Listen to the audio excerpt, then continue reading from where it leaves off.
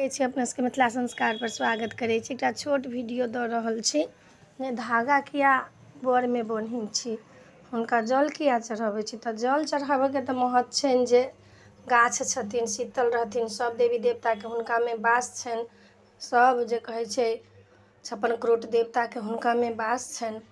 तऽ जल चढ़ा कऽ तखन सिन्दूर पिठार लगा कऽ, सिन्दूर पिठारके मतलब भेल हुनका चानन काजर कऽ कऽ हुनका तखन ओ वस्त्र होइ छनि।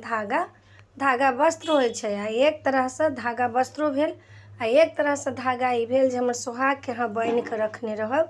जेना अहाँके पात अइ, जद सहस्य पात अइ, ओहि सबमे बान्हि कऽ हमरा सोहागके अहाँ रखने रहब।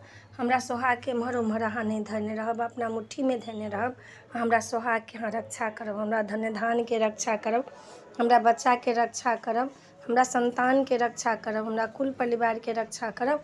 ताहि लऽ कऽ धागा बन्हाइ छै। जाहिमे पेटमे बच्चा रहै छनि, जे कनिआँके प्रेग्नेंट रहै छथिन, प्रेगनेंसी रहै छथिन, हुनका जे नहि धागा बान्हऽ लए कहै छनि से ओहि लए कथी लए, तऽ हुनकर संतान पेटमे रहै छनि।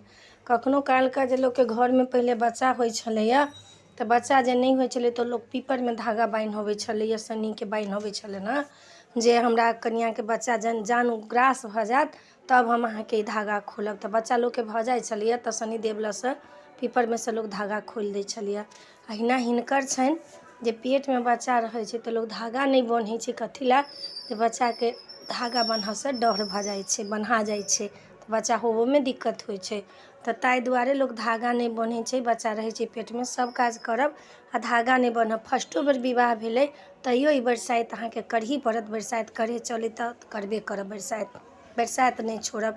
ई सबके लेल छै, सब जाति बिरादरी एहिमे सब कऽ सकै छी, केकरो दिक्कत नहि छै। तऽ धागाके ई वीडियो अपने सबके देलहुँ हँ।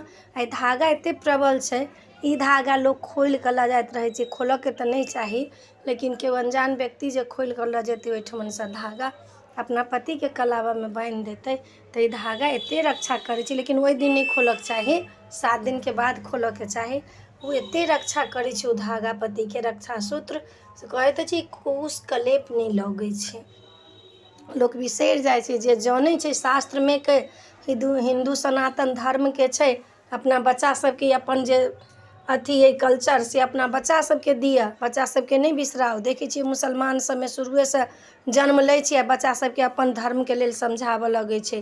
आब अपने सब अपना बच्चा सबके नहि समझेबै तऽ देखै छियै हिन्दू सनातन धर्म छै से बुड़ल जा रहल छै। ताहि लऽ कऽ अपना बच्चा सबके समझाउ, अपना बच्चा सबके करू, अपन कल्चरके समझाउ।